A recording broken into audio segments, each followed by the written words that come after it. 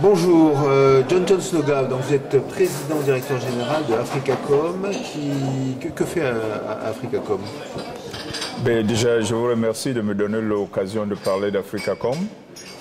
Africacom, à l'origine, c'est une société africaine qui intervient dans le domaine de l'informatique, la carte bancaire, des télécoms et pas mal d'autres solutions qui tournent autour des TIC. Et depuis 2 ans, avec le groupe ITOP, nous avons engagé une ambition pour, n'est-ce pas, étendre les technologies de l'information et la communication pour l'éducation en Afrique. Donc, en gros, c'est à peu près ça.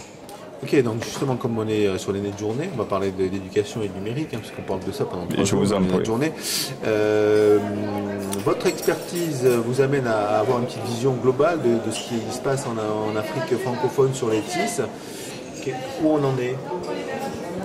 Je pense que les TIC aujourd'hui évoluent merveilleusement bien en Afrique, mais sauf que les demandes sont énormes et l'offre est très réduite.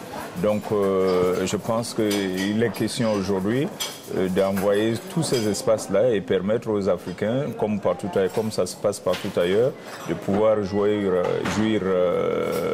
de l'efficacité des technologies de l'information et de la communication. Je voudrais dire qu'en réalité, aujourd'hui, l'Afrique a un besoin très important dans le développement des TIC.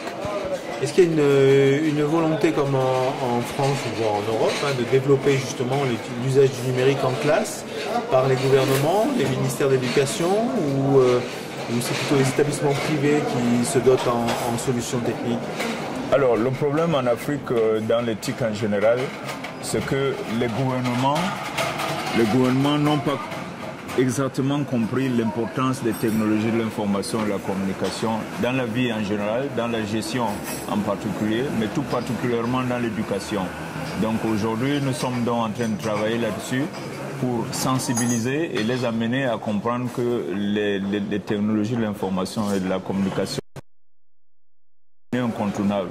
Ceci d'autant plus qu'un enfant qui apprend à travailler avec l'ordinateur et les technologies à l'école, il devient opérationnel quand, ce sera plus facile quand il aura terminé son cursus scolaire. Donc, plus tôt on commence, mieux ça vaut pour tout le monde. Donc vous avez signé un partenariat avec ITOP. En quoi ce partenariat consiste? Alors le partenariat avec ITOP est très simple. Il consiste tout simplement à vulgariser et à diffuser les technologies d'ITOP, notamment auprès de l'espace francophone. Je précise quand même, ça veut dire que ITOP existe en France depuis peut-être 12 ou 15 ans, si mes souvenirs sont bons. Je pense qu'aujourd'hui, nous sommes à peu près au début de l'activité de ITOP en France. Ça veut dire c'est ce que nous, en fait, j'ai souvent l'habitude de dire nous faisons l'évangélisation en ce qui concerne les technologies de l'information et de la communication pour l'éducation en Afrique. Mais le marché est tellement important que je pense que dans 10 ans, ITOP ne sera pas seulement le plus grand fournisseur de services en France, mais son plus grand marché pourrait être l'Afrique.